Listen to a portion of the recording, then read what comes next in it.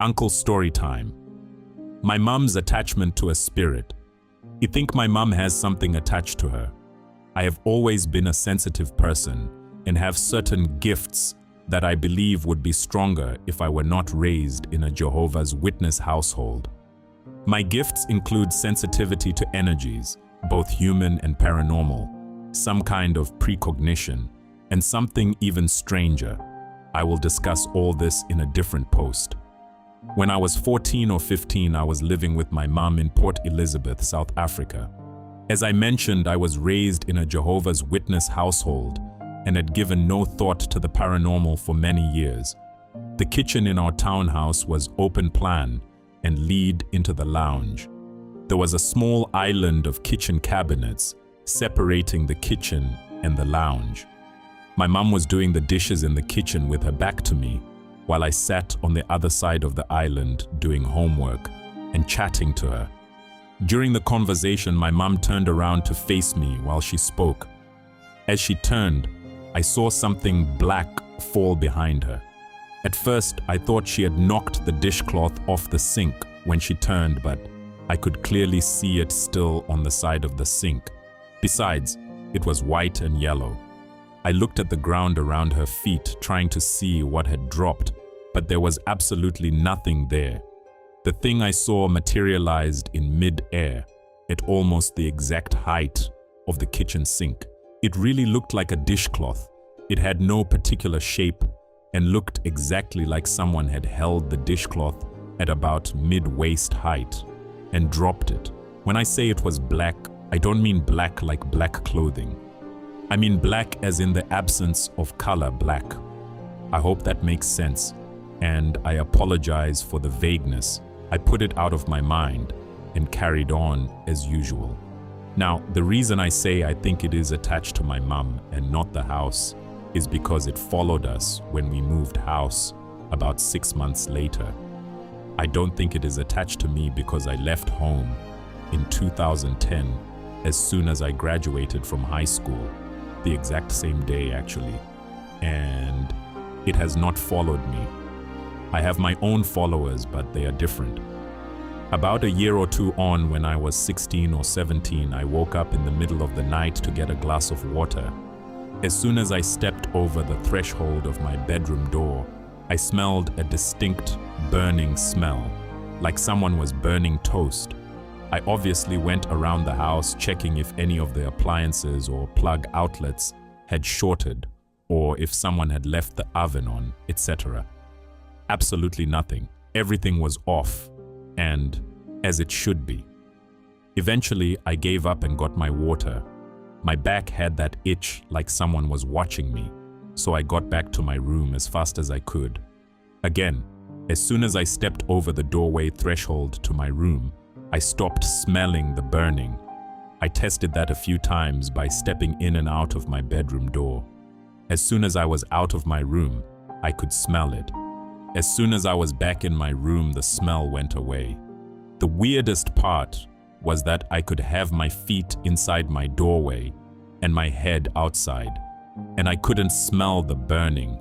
It was only if my entire body was outside my room that I could smell it. Our house alarm used to go off on its own as well. We had it checked multiple times, and there were never any technical faults. My stepfather was an alcoholic and a drug addict, so he was kind of in and out of our lives. When the alarm would go off, I took it upon myself to go and check the house for intruders. My mom was way too gentle to do that herself. I'm not a very strong woman, but I definitely stood more of a chance against an intruder than my mom. We never had problems with break-ins, and all of the pets were locked in my mom's room when the alarm went off. Just no explanation. Not the wind, because we live in South Africa, and sleeping with windows or doors open is a real gamble with your life. I don't go and see my mom very much these days unless it is to take my children to visit. We live in different cities and I just don't get on with her. Whenever I'm there, I often see shadows following her, and my husband has seen a shadow hand on her shoulder before. My son, who is very sensitive, has also complained of a black girl on the ceiling and curtain before. I smelled that burning smell in my last visit with her about a month ago. We got into a huge fight when I was a teen and tried to talk to her about all of this, so I have decided to just leave it alone. It doesn't seem to be doing any harm. I will step in if it turns out that it is causing her any harm, but until then, let sleeping dogs lie. Story 2, My Son and the Skull. About a year ago, I posted a story entitled, "Something Tried to Attack My Son." This story also involves my son, L. After the terrifying experience in 2012, we were lucky enough to have a fairly quiet time. In the negative paranormal sense, we have had strange occurrences, but these have mostly been positive/neutral. This event takes place in either 2014 or 2015. My son was around 3/4 and we had moved to a different city. His baby sister was around 6 months/1 year at the time. He loved his baby sister and still does, and would absolutely smother her in hugs and kisses. It was actually a problem because he wanted to kiss her even when she was trying to take a nap. Lol. She was having a nap in our bedroom. We keep our kids in the room with us for the first year, and was in her camp cot. She was still sleeping in that attachment that raises them up from the bottom of the cot.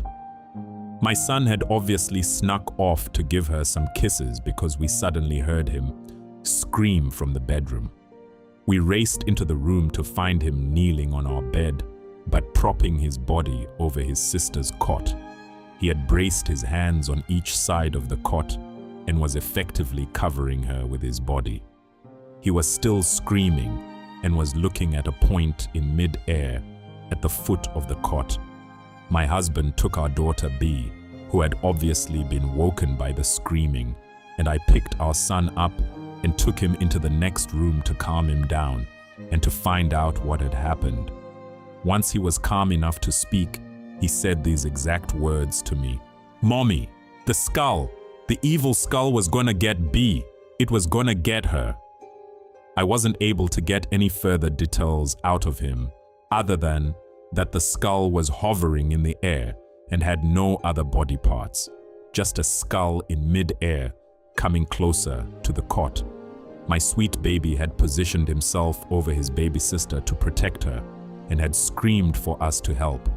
I am still not sure if this is a paranormal event or if it is the overactive imagination of a sensitive child. I do know that we had never allowed him to watch any scary movies or cartoons. He was still young enough for us to have been in complete control over what he watched and saw. He had never slept over at anyone's house without one of us being present at all times. My mother is a devout Jehovah's Witness and would never allow anything scary or ghost-related into her house. And my mother-in-law is quite hardcore Christian and would also never allow any of that into her house. He knows about skulls only because he had been curious about the human body, and we had gone over bones, muscles, etc. together about a year prior to this event. He had never shown fear over skulls before, but is afraid of them to this day. I also know that he can definitely see, or at least sense, spirits/energies/ghosts, or whatever you want to call them, due to past experiences. We haven't had anything so blatantly negative since then. Fingers crossed